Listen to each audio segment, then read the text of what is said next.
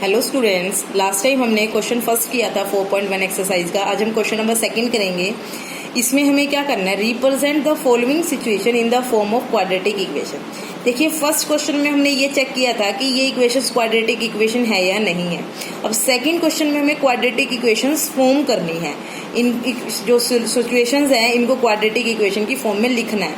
देखिए, जो first part है क्या है, the area of the rectangular plot is 528 metre square. कि किसी रेक्टेंगुलर प्लॉट का एरिया है 528 मीटर स्क्वायर।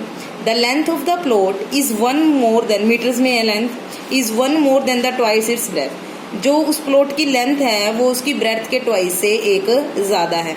हमें लेंथ एंड ब्रेथ निकालनी है, उसके लिए क्वाड्रेटिक इक्वेशन फॉर्म करनी है। देखिए, हमें दिया क्या हुआ था कि कोई रेक्टेंगुलर प्लॉट है, उसका एरिया दिया हुआ है, एरिया ऑफ रेक्टेंगुलर प्लॉट कितना दिया हुआ है, 528 मीटर स्क्वायर। और जो उस रेक्टेंगुलर प्लॉट की लेंथ है वो ब्रेथ के ट्वाइस से एक ज्यादा है। तो लेट कर लेते हैं ब्रेथ को ही, ब्रेथ ऑफ रेक्टेंगुलर प्लॉट कितनी मान लेते हैं, x मीटर। तो लेंथ कितनी हो जाएगी, देखिए हमें लेंथ को लेट करने की जरूरत नहीं है, क्योंकि जो हमारी लेंथ है वो ब्रेथ के ट्वाइस से एक ज्यादा है। ब्रेथ कितनी है, इसका ट्वाइस किया, इससे एक ज्यादा, ये हमारी क्या है, लेंथ है। अब हमें पता है एरिया क्या होता है रेक्टेंगुलर प्लॉट का। अगर फॉर्मूला वाइज देखें तो लेंथ इंटू ब्रेथ, यही फॉर्मूला होता है रेक्टेंगल के एरिया का, लेंथ इंटू ब्रेथ। लेंथ कितनी है हमारी 2x + 1, ब्रेथ कितनी है x, और वो किसके कहलाएगी, एरिया। और एरिया भी हमें गिवन है कितना, 528। सिंप्लीफाई कीजिए, 2x की x से मल्टीप्लाई, 2x स्क्वायर, x की 1 से x इज इक्वल टू 528। ये 528 प्लस का इधर आके माइनस का, तो ये क्या बन गई हमारी, क्वाड्रेटिक इक्वेशन बन गई। देखिए जब भी ये एक रियल लाइफ प्रॉब्लम है और इसको हमने किसका रूप दे दिया, क्वाड्रेटिक इक्वेशन का। मतलब अगर हमें एक ऐसा रेक्टेंगुलर प्लॉट चाहिए जिसका एरिया 520, मतलब हमें 528 मीटर स्क्वायर का प्लॉट ही लेना है, और ऐसा प्लॉट लेना है जिसकी जो लेंथ है वो ब्रेथ के ट्वाइस से एक ज्यादा है, और हमें ये पता लगाना है कि हमें कितनी ब्रेथ और कितनी लेंथ का लेना पड़ेगा वो। तो हम ऐसी सिचुएशन बनाएंगे और इस एक्स के लिए वैल्यू सोल्व करेंगे। वो मैं आपको नेक्स्ट एक्सरसाइज में बताऊंगी कि कैसे सोल्व करना है। देखिए, नेक्स्ट पार्ट क्या है, The product of two consecutive positive integers is 306. We need to find the integer. हमें दो कंज्यूकेटिव पॉजिटिव इंटीजर्स है। कंज्यूकेटिव होता है लगातार के, मतलब जैसे पहला 2 है तो अगला कितना है 3। तो ऐसे ही पहला अगर x है तो नेक्स्ट कितना हो जाएगा, x + 1। उन दोनों की प्रोडक्ट दी हुई है 306। हमें उन इंटीजर्स को क्या करना है, फाइंड आउट करना है। देखिए, लगातार के दो इंटीजर्स हैं तो लेट कर लेते हैं। फर्स्ट इंटीजर कितना मान लेते हैं, x मान लिया। लेट करने की जरूरत ही नहीं है, तो सेकंड इंटीजर कितना हो जाएगा, x + 1। ऐसा क्यों हुआ, because both the integers are given consecutive. Consecutive का मतलब होता है लगातार, कंज्यूकेटिव मीन्स लगातार। तो लगातार का जब भी होगा तो उससे एक ज्यादा ही होगा। और प्रोडक्ट कितनी दी हुई है इन दोनों की, 306। तो अकॉर्डिंग टू क्वेश्चन क्या बनेगा हमारे पास, first integer x, second x + 1, दोनों की मल्टीप्लाई कर दी मैंने, किसके इक्वल रख दी, 306 के। प्रोडक्ट कीजिए, x की x से x स्क्वायर, x की 1 से x इज इक्वल टू 306। ये इधर प्लस का इधर आके माइनस का इज इक्वल टू 0। तो ये क्या बन गई हमारे पास, एक क्वाड्रेटिक इक्वेशन। बहुत ही ईजी है, आप बहुत इजीली बना सकते हो कि पहला इंटीजर मान लिया x, दूसरा कंजुगेटिव था तो x + 1, उन दोनों की प्रोडक्ट कर दी। अगर ये बनानी आती है तो तभी हम इक्वेशन को आगे तो सोल्व तो बाद में करेंगे ना। अगर यही नहीं बनानी आएगी तो सोल्व कैसे करेंगे। देखिए, next part, Rohan's mother is 26 years older than him. The product of their ages in years 3 years from now will be 360. We would like to find Rohan's present age. Rohan की जो माता जी है वो रोहन से 26 साल बड़ी है। ओल्डर मीन्स बड़ी होना। The product of their edges, उनकी एजेस की प्रोडक्ट, बट अभी वाली प्रेजेंट एजेस की नहीं, 3 years from now will be 360।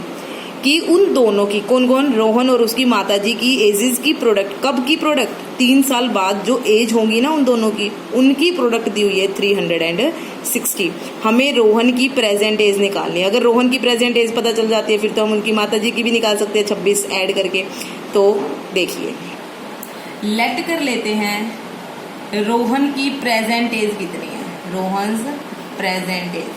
Present age मतलब जो वर्तमान समय में जो एज चल रही है, जिस टाइम हम बात कर रहे हैं, मान लेते हैं कितनी है x ईयर्स।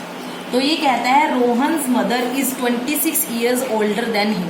तो जो रोहन्स मदर एज कितनी हो जाएगी, ऑब्वियस है इससे 26 बड़ी है, तो रोहन्स मदर एज कितनी हो जाएगी x प्लस 26 ईयर्स। ये तो हो गई उनकी प्रेजेंट एजेस। बट हमें जो क्वेश्चन में कंडीशन दी हुई है वो उनकी 3 साल बाद की जो एजेस है उन पे दी हुई है, तो हमें पहले तो 3 साल बाद की दोनों की एज निकालनी पड़ेगी। आफ्टर 3 ईयर्स या 3 ईयर्स फ्रॉम नाउ, एक ही बात है। आफ्टर 3 ईयर्स रोहन्स एज कितनी हो जाएगी। अब आपकी एज अगर आज 5 साल है तो 3 साल बाद कितनी होगी, उसमें 3 ऐड कर दीजिएगा, कितनी हो जाएगी 8 ईयर्स। अगर 15 साल है तो कितनी हो जाएगी 3 साल बाद 18। तो ऐसे ही रोहन की x है प्रेजेंट में, तो 3 साल बाद कितनी हो जाएगी x प्लस 3 ईयर्स। और ईयर्स लिखना बहुत जरूरी है, यूनिट बहुत मैटर करती है। After 3 years Rohan's mother age कितनी बनेगी, x प्लस 26 प्लस 3 ईयर्स। अब प्रोडक्ट कितनी दी हुई है इन दोनों की, अकॉर्डिंग टू क्वेश्चन देखिए क्या दिया हुआ है। जो 3 साल बाद की एजेस है दोनों की, उनकी प्रोडक्ट कितनी दी हुई है 360। तो देखिए x प्लस 3 रोहन की है 3 साल बाद की, ये वाली किसकी x plus 26 plus 3 is equal to 360। ये दिया हुआ है हमें कि 3 साल बाद रोहन और उसकी माता जी की जो एज है उन दोनों की प्रोडक्ट कितनी है 360।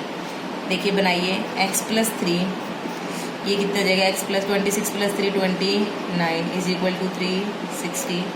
इनकी मल्टीप्लाई कीजिए x square 29x plus 3x 29 3 जा 87 इज इक्वल टू 360।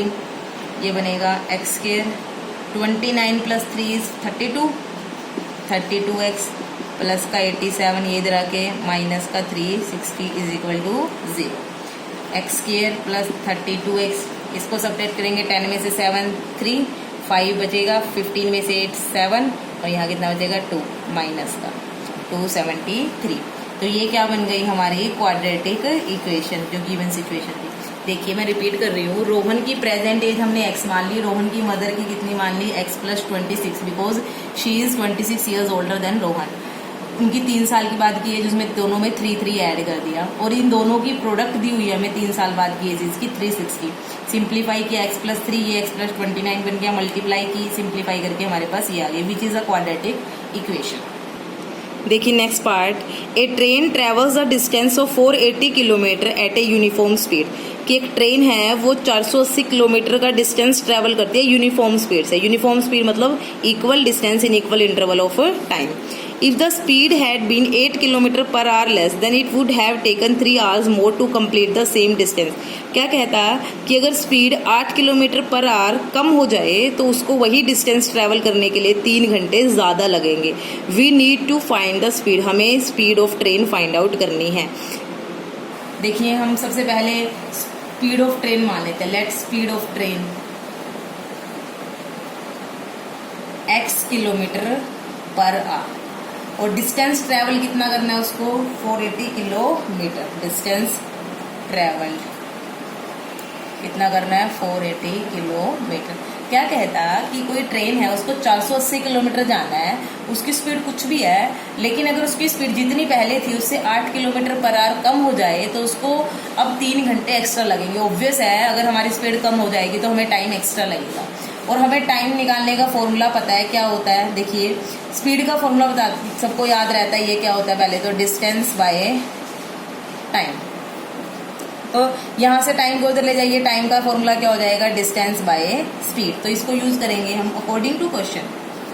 ध्यान से देखना, जब डिस्टेंस तो 480 था, स्पीड कितनी है x, ठीक है, और जब डिस्टेंस 480 और स्पीड कितनी है x माइनस 8। ये तो टाइम कब है जब स्पीड हमारी x है, distance by speed. Distance by speed, ये स्पीड कितनी कब है जब 8 किलोमीटर पर आवर कम हो जाती है। ये भी टाइम टेकन है, ये भी टाइम टेकन है, बट ये टाइम टेकन कब है व्हेन स्पीड x है, व्हेन स्पीड x टाइम है, व्हेन स्पीड x। ये कब है time when speed x minus 8। तो देखिए कहता है ये जो टाइम है, ये टाइम इस टाइम से 3 घंटे एक्स्ट्रा है। ये टाइम तो ऑब्वियस है, जब स्पीड कम होगी तो टाइम ज़्यादा आएगा, तो ये टाइम इससे 3 घंटे ज़्यादा लगता है। अगर मैं इसमें 3 जोड़ दूँ, ऐड कर दूँ, तो दोनों क्या हो जाएंगे, इक्वल हो जाएंगे। तो यहाँ से हमारी क्या बन गई, क्वाड्रेटिक इक्वेशन बन गई। कैसे सिंप्लीफाई करेंगे, आप कैसे भी कर सकते हो, एलसीएम ले लीजिए। पहले मैं इसको उधर लेके जा रही हूँ। 3 is equal to 480 by x minus 8 minus 480 by x. LCM लेंगे इन दोनों की, multiply x into x minus 8, ये इससे कैंसिल हो जाएगा। x की इससे मल्टीप्लाई 480x माइनस x से x कैंसिल, इसकी इससे मल्टीप्लाई इस 480 into x minus 8 is equal to 3। Simplify कर लीजिएगा, इसको आप सिंप्लीफाई कर लीजिएगा।